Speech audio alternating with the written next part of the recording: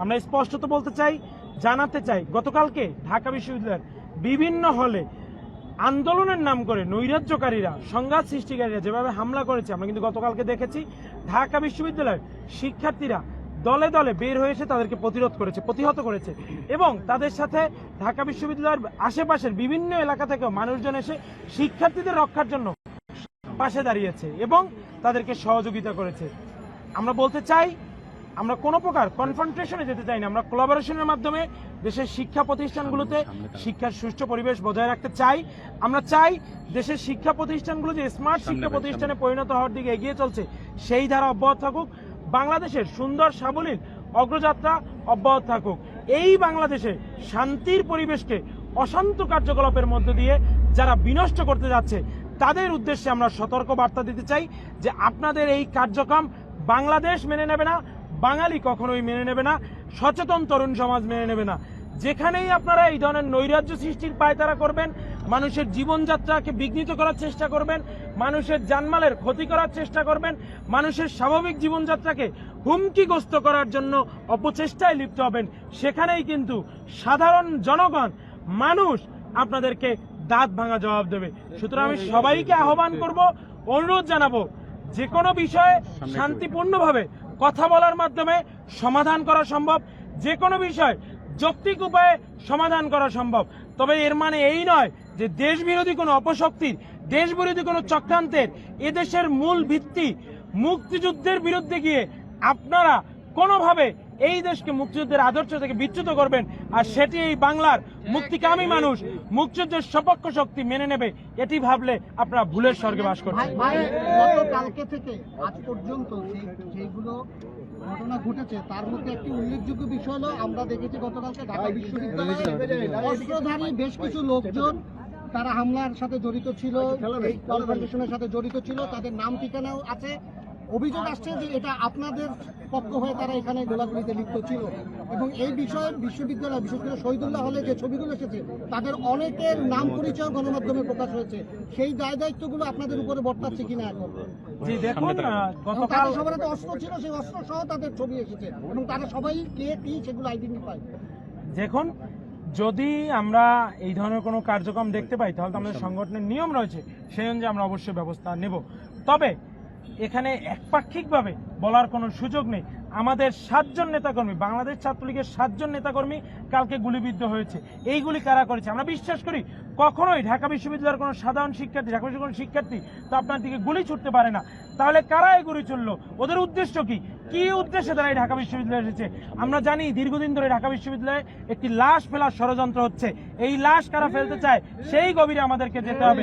আমরা গতকালকে দেখেছি, আমরা পরিলক্ষণ করেছি, সন্ত্রাসীরা, দেশবিরোধী অপশক্তির সন্ত্রাসীরা এই বিশ্ববিদ্যালয়ে অস্ত্র এনে নিরস্ত্র সাধারণ ছাত্রদের উপর হামলার অপচেষ্টা করেছে। মুক্তিযুদ্ধের সপক্ষ শক্তির যেই ছাত্ররা রাজপথে নেমে তাদেরকে প্রতিরোধ করেছে তাদের উপরে তারা ব্যাপকভাবে হামলা করেছে।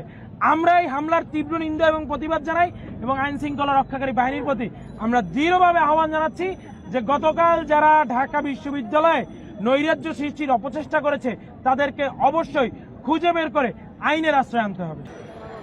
দর্শক, এই মুহূর্তে কিন্তু আপনারা দেখছেন ঢাকা বিশ্ববিদ্যালয় থেকে এবং সেখানে কথা বলছিলেন ছাত্রলীগের নেতারা এবং তারা যেটা বলছেন যে এই যে হামলা গতকাল হয়েছে তাদের উপরে এবং এটা যারা করেছে তাদের বিচার কিন্তু তারা দাবি করছে এবং তারা বলছে যে এর বিরুদ্ধে যারা কাজ করেছে তাদের খুঁজে বের করে তাদের উপর শাস্তির ব্যবস্থা করার দাবি জানাচ্ছে। এবং আপনারা দেখছেন টিএসসিতে কিন্তু এই মুহূর্তে একের পর এক মিছিল নিয়ে ছাত্রলীগের যারা রয়েছেন তারা কিন্তু আসছে এবং এসেছে কিন্তু আপনারা দেখতে পাচ্ছেন ছাত্রলীগের যারা নেতাকর্মী রয়েছে তারা কিন্তু সকলে বিভিন্ন ইউনিট থেকে কিন্তু তাদের বিভিন্ন হল থেকে তারা এই মুহূর্তে আসছে এক এক করে এই টিএসসি প্রাঙ্গণে এবং এখানে কিন্তু জানেন যে আজকে তাদের একটি সমাবেশ হওয়ার কথা দুপুর 2টা থেকে এবং সেই ক্ষেত্রে কিন্তু তারা এখানে রয়েছে এবং সেই আমরা কিন্তু দেখেছি যে এখানে রাজু ভাস্কর্যের এখানে সাউন্ড বক্স থেকে শুরু করে তাদের যে আজকের প্রোগ্রাম হওয়ার কথা সেই ক্ষেত্রে কিন্তু ঢাকা বিশ্ববিদ্যালয়ের বিভিন্ন হল থেকে ছাত্ররা কিন্তু ছুটে আসছে মিছিল নিয়ে।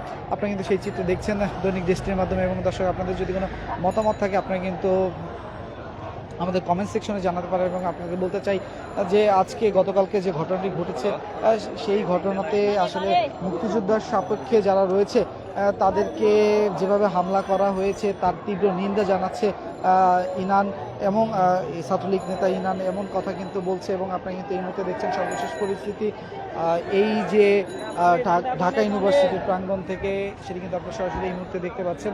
এবং সেই সাথে আপনাদের বলতে চাই যে বর্তমানে ঢাকা ইউনিভার্সিটির মধ্যে এক থমথমে অবস্থা কিন্তু বিরাজ করছে। এবং এখানে কিন্তু সর্বাধিক সর্ব জায়গা জুড়ে কিন্তু এখানে রয়েছে ছাত্রলীগের নেতাকর্মীরা, এবং তারা কিন্তু এখানে অবস্থান করছে। এবং তাদের অবস্থান থেকে তারা কিন্তু বলছে যে তাদের উপরে যে গতকালকে হামলা করা হয়েছিল তার তীব্র নিন্দা জানাচ্ছে।